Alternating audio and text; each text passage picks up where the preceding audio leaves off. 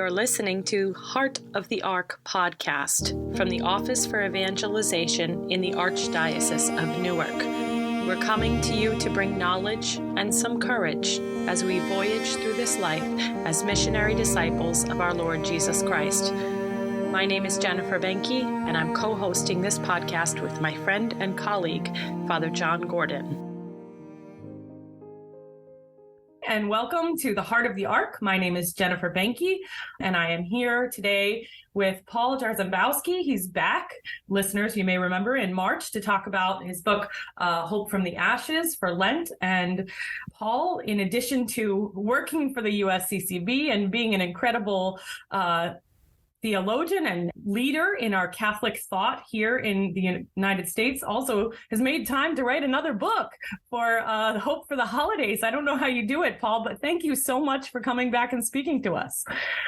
My pleasure. We just started briefly, and I was mentioning that I'm working from home today because it's election day and the kids are home. One is on, the Catholic school has a remote day, but the public schools are closed.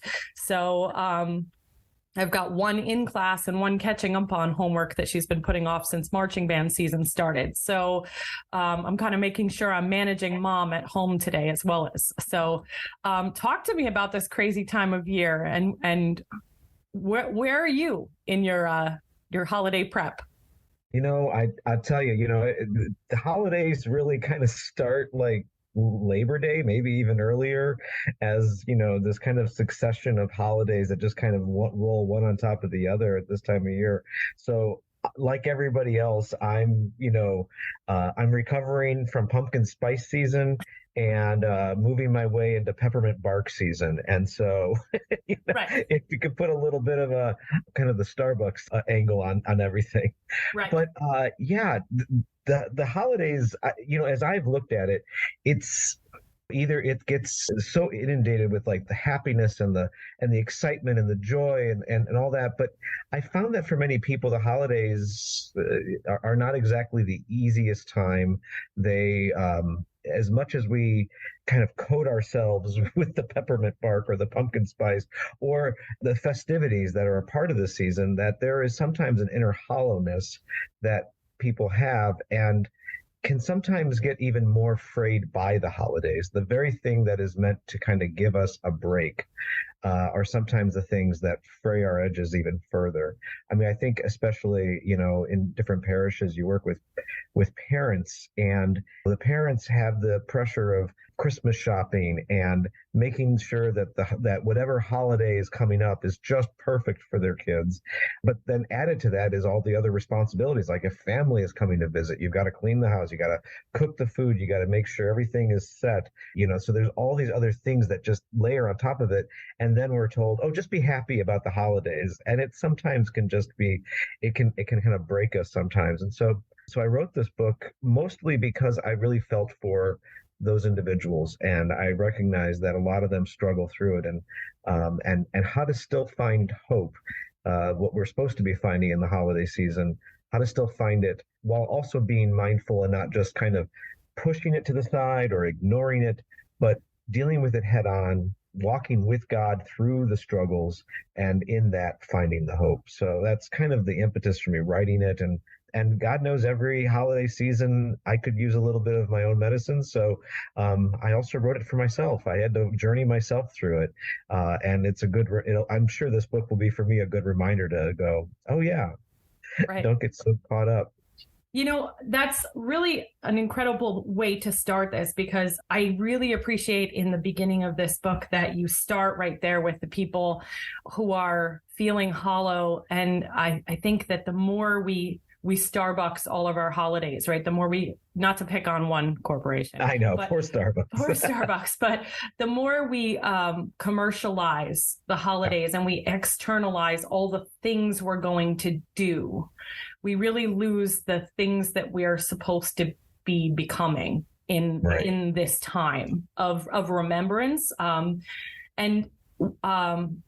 You really start, I took it right out of in your foreword here about the annual encroachment often mirrors a societal erosion of hope. That sentence for me was just like, yeah, because And I've always blessed the church for giving us the celebration of the incarnation in the darkest time of year, right? That the light of the world comes into, the darkest part of our annual year here in the Northern Hemisphere. Now, that's not to say that there's not a parallel in the Southern Hemisphere. It's just not my culture where I come from. But I'm always so taken by the ways in which our fathers of faith have helped us navigate this darkness with a recentering on the second coming and the beginning of Advent and all the readings at the end. Now we're in the 32nd week of,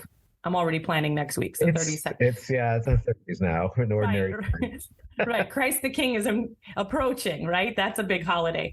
So I'm looking at these ways in which we start to focus on the second coming before preparing ourselves again for the annual commemoration of the first coming.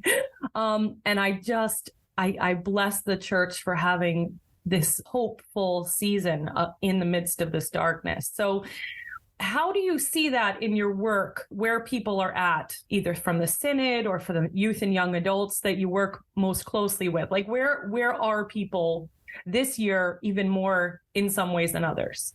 Yeah, so my title is I'm the Associate Director for the Laity at the USCCB. So, basically I joke around that my title says that basically everybody except for the clergy is kind of what, how do our bishops engage with this? That's my work there. I come from, my background is related in youth and young adults, but now my focus is pretty much the laity. And so one of the areas that we're working with is the mental health crisis that we're going through as a culture around the world. So I've been part of the leadership surrounding the helping our bishops with our National Catholic Mental Health Campaign.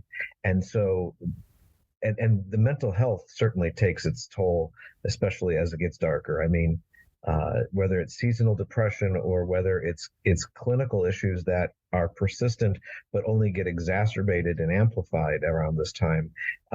We also work in our work with the elderly and grandparents, and so for them there's often times of loss. They're seeing their friends and family pass on. They're experiencing loss of, either memories or just the loss of experiences that perhaps as their children move away from home. They're empty nesters.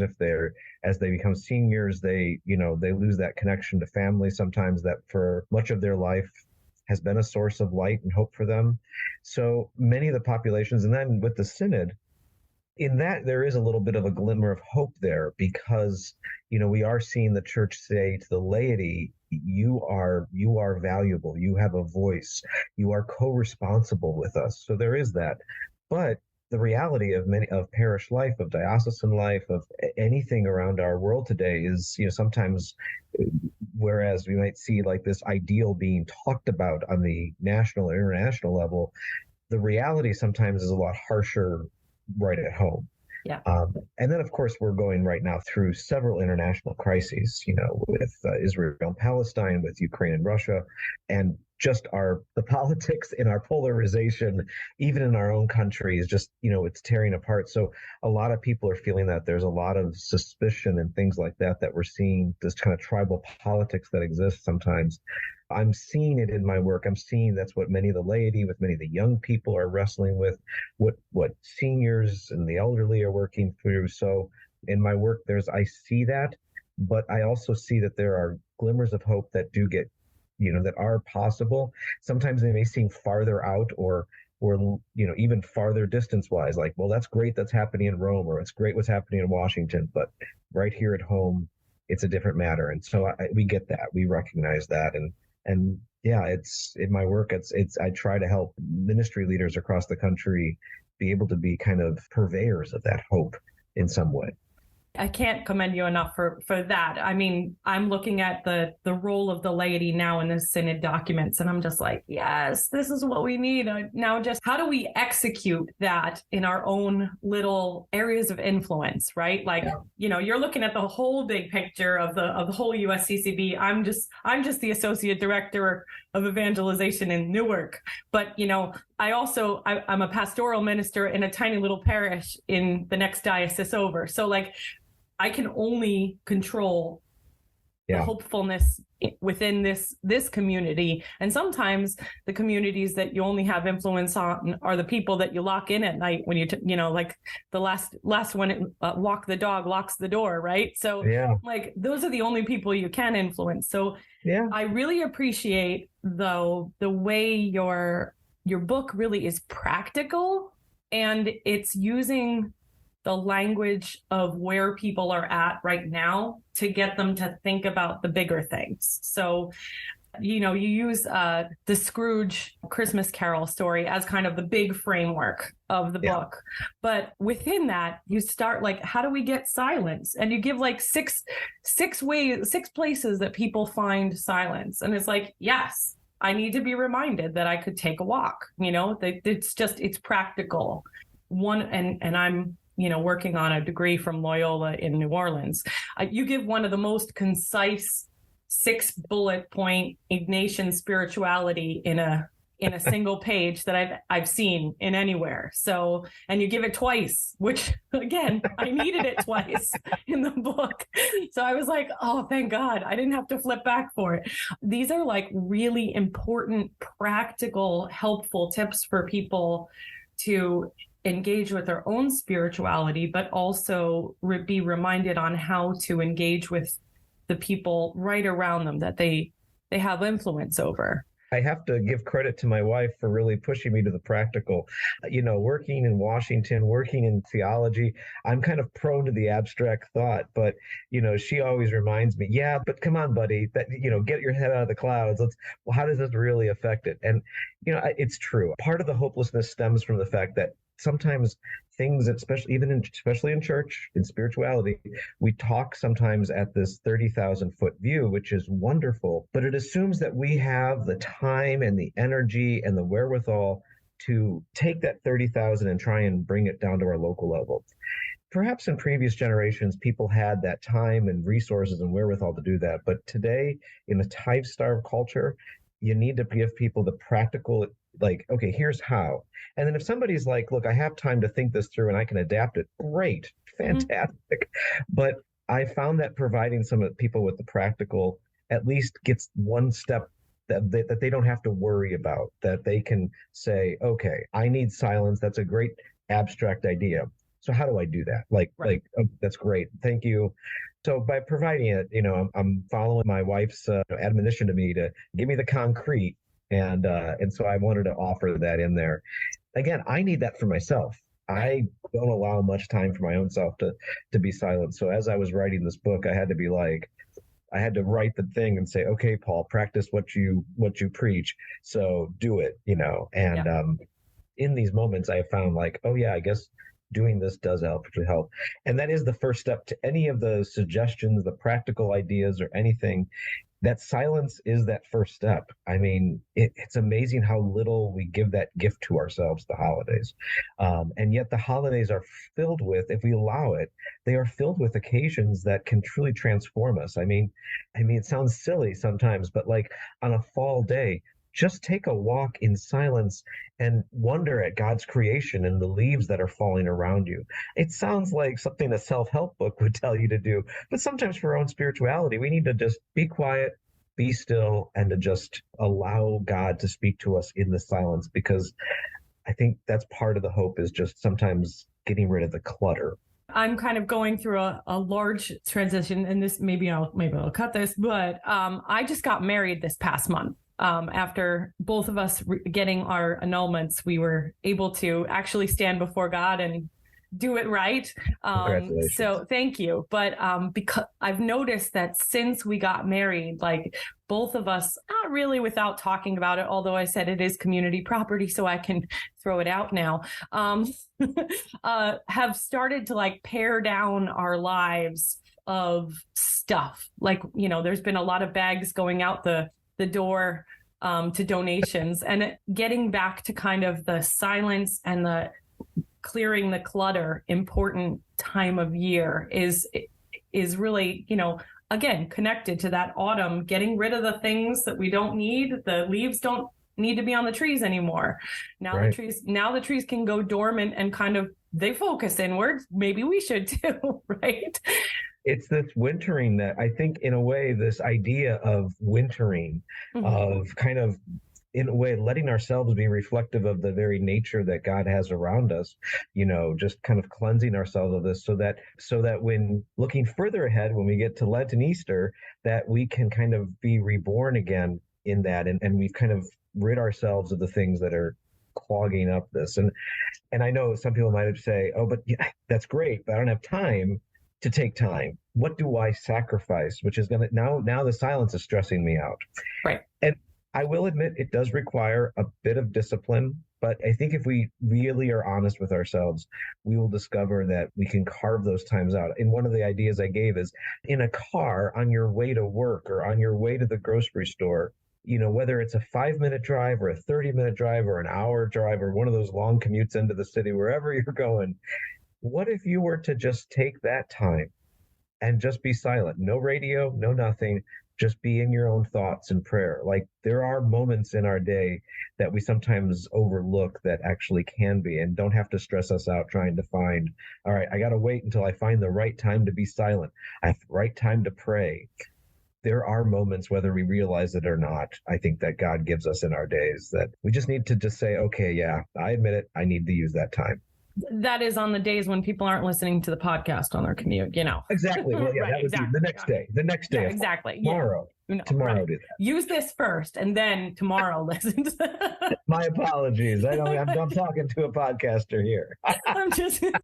This past Saturday was wonderful. It was the catechetical convocation for the Archdiocese of Newark. I don't know how many hundreds of catechists they had, but English and Spanish track with presenters in both languages. It was just a wonderful day to I got to stand at the table and just see people and say, hi, how can we help? And it was just, for me, it was the first time I really got to do that because I was hired after COVID. So it was the first time I really got to be in that situation. It was just so wonderful to be with people and see so many catechists taking the time to renew their own spiritual lives and think about the ways in which they could better serve the children and the adults and RCIA candidates, OCIA candidates of our archdiocese. It was just like, yes, do that. Yes. It was just such a wonderful day on this past Saturday. And it was a beautiful fall day. They could have gone,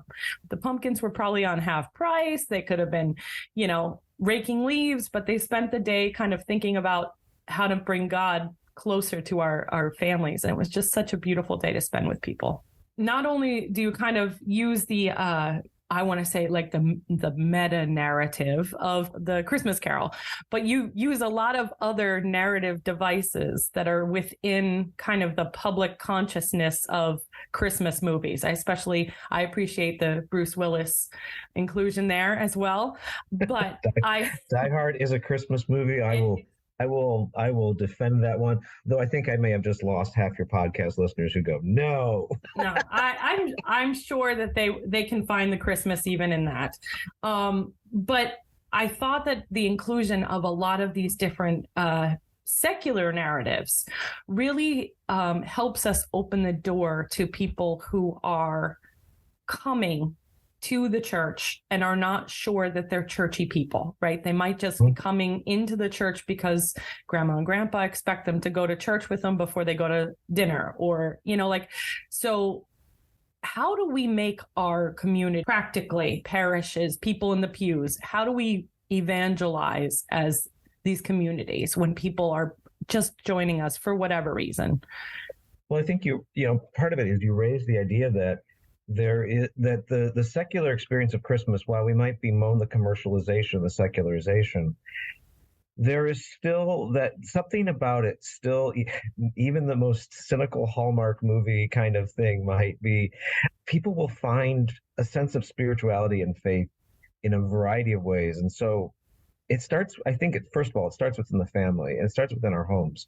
We likely have relatives or friends who may not necessarily engage with faith, but do connect with some of those secular things, whether it's a Hallmark movie, Die Hard, or Charlie Brown Christmas, or seeing Coco, for Dia de los Muertos, whatever it might be. There may be a connection where they find a sense of hope, a sense of joy, a sense of light, and it's walking with them through it. It's talking with them to it, like engaging them in what does give them moments of joy, even if it does seem like, even if it's not faith related, if it is related to a sense of renewed hope in their lives, start there. And then from that conversation, you can build out from that. But it kind of has to start where they are. And many of them are in a place that we maybe once were, or maybe we have forgotten about, but that's where they're at the moment. So let's meet them at that place. And the holidays is kind of this liminal period where people are drawn to a sense of spirituality, even if they can't articulate it exactly in terms that's biblical or ecclesial or anything like that. But they know that there's a sense of spirituality. There's a sense of the sacred about this time of year. So this is a great opportunity for those who are active in their faith to find ways to open that door. And the secular even provides some outlets for that, that we can use.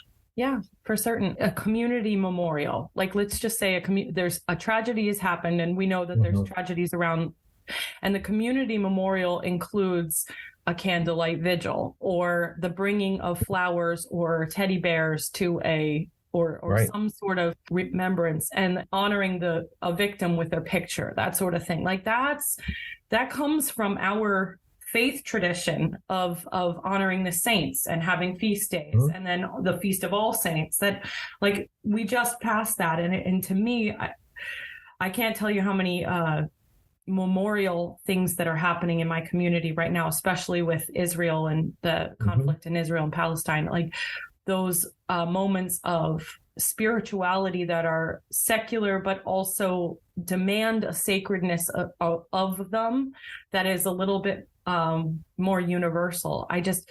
That's really important to just reconnect with, like, oh yeah, that is Catholic. But how do we step into that with the people from the community, right? Yeah, I mean, Veterans Day, we have coming up, Thanksgiving, these are secular national times, but yet they draw people to a faith-like element. There is a spirituality, there's an inner spirituality that kind of pervades American culture that I think we can work with.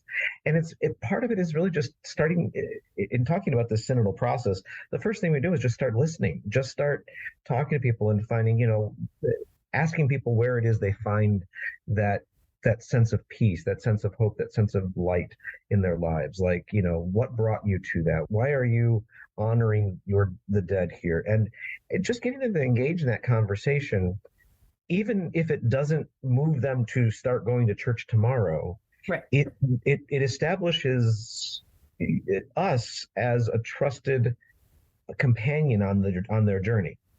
And continuing those conversations with them over time, eventually they're going to discover what gives you hope and what gives you light, and that it will naturally evolve into that kind of conversation where faith and invitation can take place. But part of it is this first step of just kind of talking to people about it. And as I said, this time of year, there's a lot of things happening. And then with those memorials, you see, there's this underpinning that is very faith adjacent.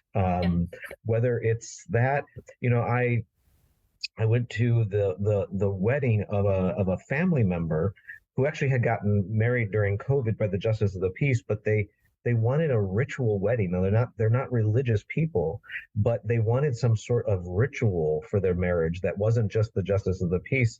And to me, there was such great joy in being able to accompany her to this family member because she desired a sense of sacredness and ritual and ceremony that and I thought, oh, there's such a desire, an inner desire for something that's more than just we've signed a legal document, but we want something that brings people together, that has a ritual that our parents have gone through. There was all these kinds of things that I think draw people closer. Now I have a great opportunity to have dialogue with my family members who went through that, and to say, yeah, let's talk about that. What brought you? Why did you do that? And uncovering that and unpacking that is a great mystagogy of sorts that can happen. That can kind of unpack it for deeper meaning and maybe draw people closer to a conversation that's more explicitly faith related. To use an analogy that we started before, it's wintertime. Might not be the best time to try to force a plant to grow, but we're planting the seed, we're planting the bulb in the earth, and now we're going to keep it going through the winter and see if it has a bloom time in the future. Yeah. That's a great time to be hopeful. I mean,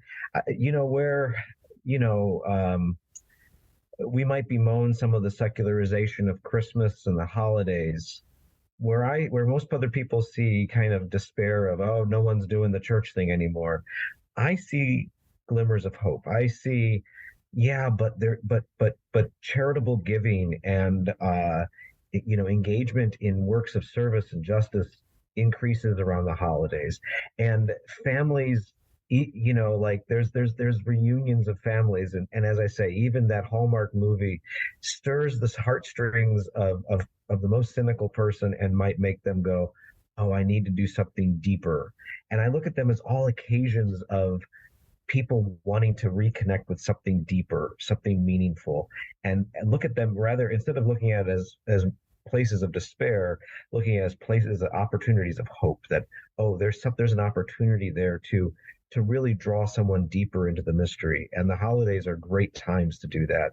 Just like in our previous conversation, we talked about the spirituality, that Lent, that people around, again, part of it, that wintering that happens, that introspection. People are more open to spirituality as the seasons get darker, and including from Advent on through to Lent.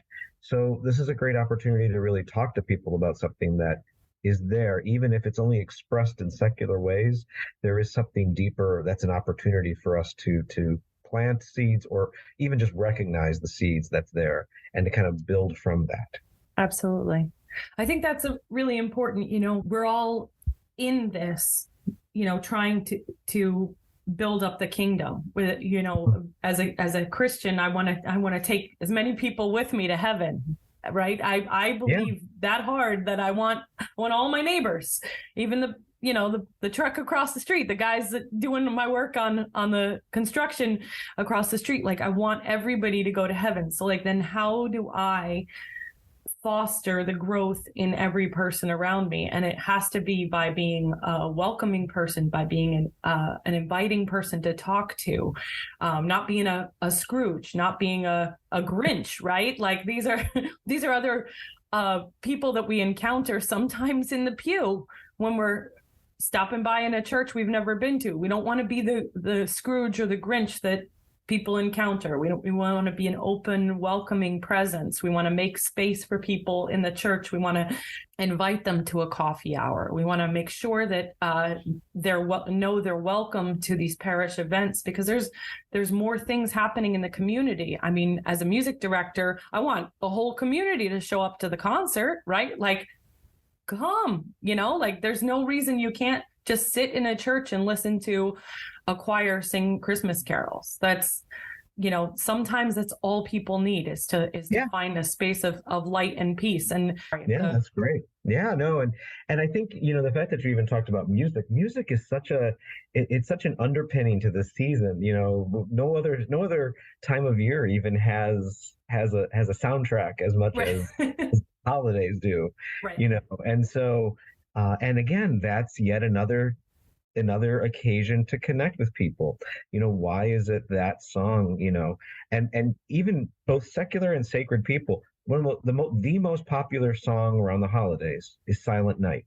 Mhm. That is the number one song, and it's not just Christians who are liking that song. This is a song that, so what a great, like, if you're talking to somebody about your favorite Christmas music, like, you know what, I really love Silent Night. And if they haven't been to church in a while, what a great opening to a conversation. We always wonder, like, oh, how can I enter into a conversation with somebody who's not that religious?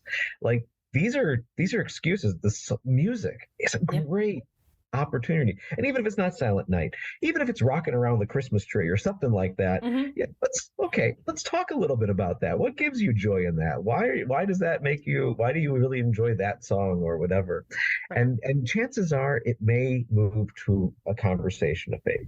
Yeah. Yeah. I mean, even I've had conversations with people before about their favorite Christmas ornament, like their favorite Ah, tree ornament, right? And, maybe it brings back a vacation they went on, or maybe it's something that they got from their grandmother and they speak about, that relationship, or, those are times when we can like bring people back to what is really important. We're right, connecting on that deeper level. And then right. if they're willing to share with us, like those are times when we can say, like, if you like Christmas lights, oh, you should see what we do outside, when we stand out on the front of the church and sing Silent Night on Christmas Eve with candles. Like, why don't Yeah, you just stop by, just stop by the outside of church. You don't have to come inside, like right. nobody's dragging you inside, but there's cookies downstairs. I mean, yeah, this is a great opportunity. I mean, there's a lot of stuff in it. And the fact that you do, like, even people who do concerts around the holidays, I mean, that's a great opportunity to draw people into the sacred space.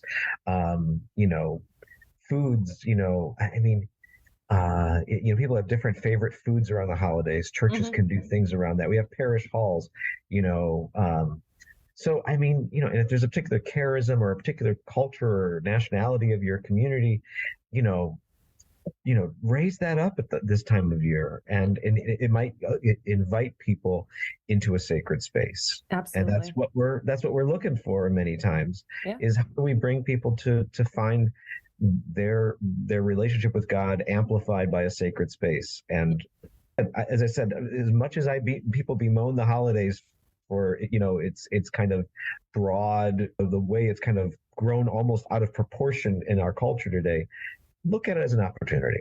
Yeah. Look at it as Absolutely. And I think, that's looking at the holiday with hope, yeah, because I know those of us, I think we used this in our last conversation. Those of us who work in parish life are like, oh, here come the creasters, here come the right, people who will only show up back. And we can get so jaded in yeah, pastoral ministry. We can get so like, if only these people came every Sunday, we wouldn't be worried about the lights, right? Like renewing our own hope. And I think that's the other part of this book that I love. And I loved in your other book, Hope from the Ashes, that you remind the people in parish ministry, whether it's the clergy or the laity, that they've got to do the work of renewal in their own lives yeah. before they can be the renewal we need in the church. And I think that's really important in terms of evangelization. It's a constant discipleship of renewal. What inspired me was really seeing the struggle that people go through at this time of year. And the people who I'm observing who are going through that struggle are priests, are bishops, are lay ministers, are deacons, are religious sisters. The people who I'm talking to in my regular work about evangelization, about ministry, about accompaniment, and they themselves are dealing with a lot of heavy stuff, so like it was those people who really I saw in the people that people would say, how can I share our faith when I'm struggling with my faith myself? Mm-hmm. And it's like, wow, yeah, even our leaders are themselves struggling, so we have to start with ourselves. It also the how shall I say it, the more functionary aspect of this, yes, it's good for our own souls. But if we learn if we can wrestle with things within ourselves and recognize our own brokenness, it allows us to be empathetic to those who are on the margins who we're trying to evangelize, so that we have empathy can draw us closer to their story and makes us a better evangelizer. Because we know that it's not an us and them, because if we think our lives are perfect but their lives are not, and we're trying to save them or something like that, then it's not going to work. But if we recognize that we're broken and the people that we're inviting to Christ are broken, then that empathy will allow us to have an evangelization encounter that's deeper, because now we're operating as companions on the journey rather than almost like a teacher-student kind of relationship. Like that's not, but we often approach evangelization from this, I've got something, you don't have something, let me shower that what I have onto you so that you'll get to Christ. That's not a good evangelization strategy. But when we're walking side by side and my brokenness can speak to your brokenness, then we can both encounter Christ together. And in a way, maybe it's the evangelization for you for the first time, but for me, it's a re-evangelization. So we approach the altar together. And I think I think by going through this experience ourselves of finding hope within ourselves the holidays, it'll make us better evangelists, because we'll be able to empathize with the people with whom we're evangelizing. Absolutely. Yeah. I don't know if there's anything I want to say to add to that, because that was just, yeah, it speaks very deeply to me. I have, this time last year, I was just recently diagnosed with a very serious condition. And at Christmas time, I received some news that was like, this could be your last Christmas. Last Christmas. And it's okay, because I'm here, right? I'm just married and things are really, really good. But I remember last Christmas putting things away and thinking like, is this the last time I'm going to touch these Christmas ornaments? And how are the kids going to feel if they're opening them next year without mom? And that was like such a powerful pain that I carried all the way through. God is good. The world of medicine is ever improving, and the world, like, things are good. I'm doing really well this year, but that hope this year is just, it's a completely different, like, I've always loved Christmas, but this year it's like, oh yeah, I don't need anything, because this year I'm really focused on the things that are really important, and so many people in ministry are carrying those weights too. As you said, our clergy are dealing, our clergy's aging, our communities are aging, and we've lost people this year that it hurts, and so many people are carrying these heavy burdens that, if we just remember that Christ is going to bring us all to perfection. Thank you for sharing your story. And I think your story reminds us of the fact that throughout our lives, if we're honest with ourselves, throughout our lives, God has fulfilled our hopes, sometimes in very minor ways. Like, we all, maybe we were hoping for a job and we got the job, or we hoped for a family and the Lord blessed us with a family, or maybe it was, in your instance, there was the hope that we can make it through this medical crisis that we're going through, and God provides. And so God throughout our lives has given us moments where we can look at the holidays. It's a great time to reflect back on that and to go, like, kind of like going with the ghost of Christmas past, and saying, like, leading you on a little tour of your own, like, where were those moments where God fulfilled minor hopes, major hopes in your past? It's a reminder that whatever crisis you're going through right now, you can make it through, because God has always shown that he will provide, even in the most hopeless circumstances. He will provide. And whatever darkness we're going through right now, we have this sure belief, because number one, we have evidence. If you're a doubting Thomas, you need the evidence. God has given us examples throughout our lives saying that, yeah, it can happen, and it can make it through, because oftentimes when we're going through the crisis at the present moment, it feels like the worst. And sometimes it is very bad. or sometimes it's not, but we're perceived like that because, we look back and go, oh, the problems of the past weren't as bad as they are right now. Well, the reason that we live in the rear view mirror is because we've seen how God got us through that. Yes. But we don't know the end of this story that we're currently in. So it is the worst because we don't know the end. Right. But we have the assurance that God says, I've done this before and I will do it again in one way or another. There will be something at the end of this. And we know that even where our life is full of these cycles, and the holidays are a good reminder. You mentioned before, we're kind of in this going through the end of time as we get to Christ the King, and then we go, and then we reflect back on the first advent of Jesus in our world. And that cycle continuously repeats itself. And so we know that the end, that everything will always, even if it's on a downswing, God always ends every story on the upswing. Oh, absolutely. Yeah. Even if the next time is a downswing, it's going to go back up again. Ultimately, and our ultimate, of course, is that we believe that the final word is life in heaven with the Lord. Yes. Which is the ultimate upswing. So no matter how bad this year is, we'll know that even if it's our last, the final upswing is heaven and life with the Lord for all eternity. And that is the ultimate upswing. So no matter what we're going through, God has always got something greater on the horizon. And we just need to find that within our lives to see it. What you just said reminded me of my favorite. Okay, so you said, what are people's favorite Christmas carols? That's a really hard one for me because I'm a musician, but my favorite part of the Gospel of Luke of the birth of Christ, my favorite part is not Mary's line. It's what Elizabeth says to Mary at the visitation. Blessed are you who believed that what the Lord spoke unto you would be done.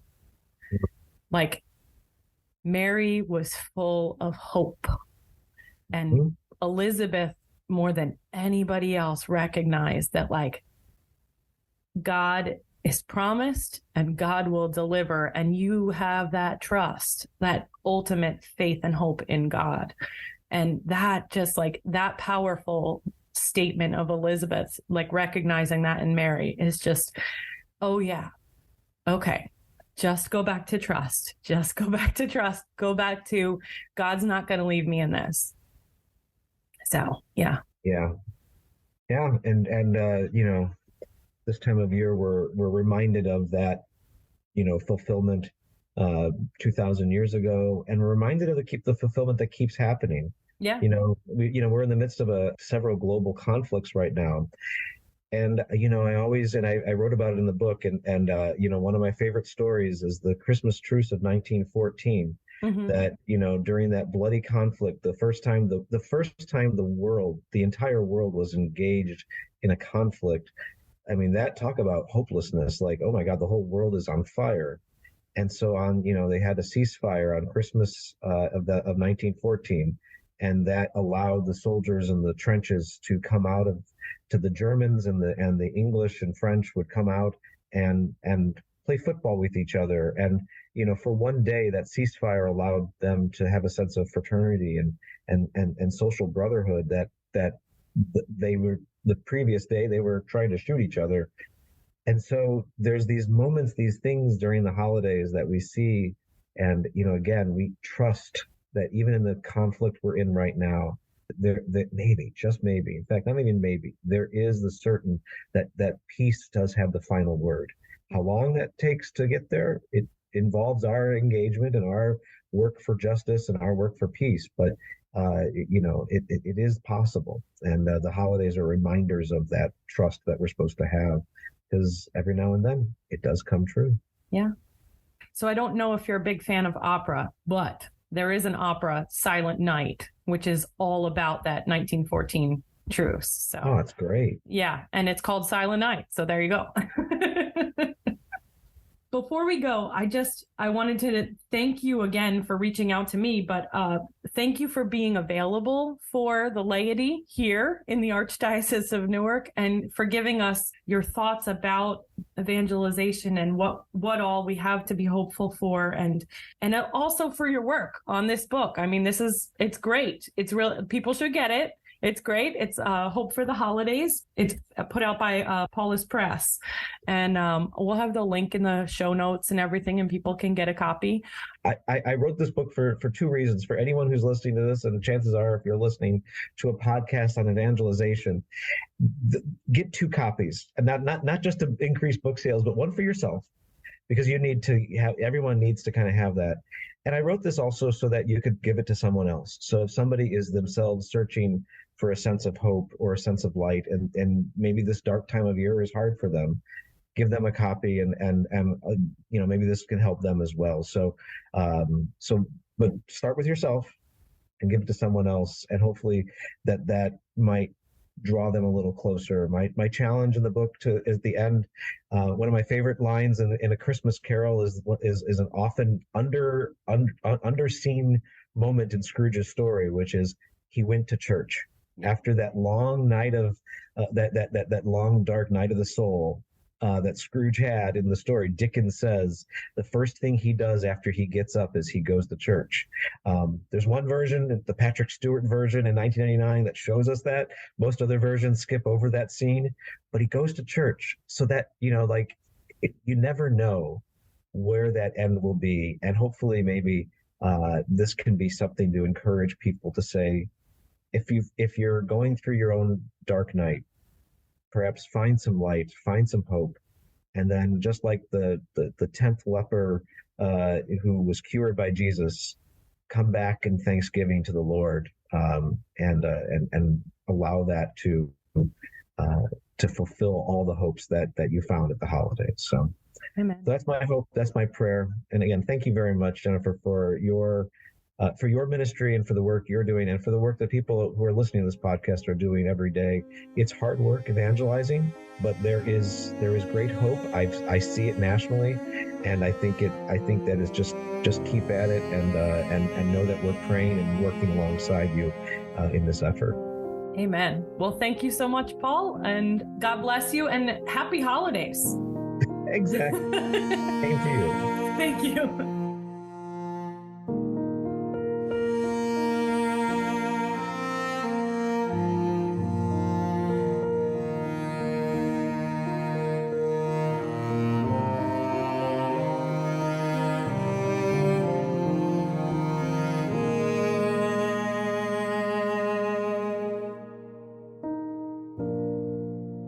Heart of the Ark podcast is an initiative by the Office for Evangelization at the Archdiocese of Newark. If you want to find us online, you can find us at rcan.org/evangelization. We're on Facebook, we're on Twitter, we're on Instagram. Very soon we'll be updating our social media for the Heart of the Ark, but you can find us on Fireside Podcasts at heartoftheark.fireside.fm. Our theme song is composed by and orchestrated by Eric Hunter, a dear friend of mine. You can find out more about Eric and his performances and compositions at Eric, E-R-I-C, Hunter, H-U-N-T-E-R, music.com. This has been a pleasure, and I look forward to hearing from you and speaking with you in the future.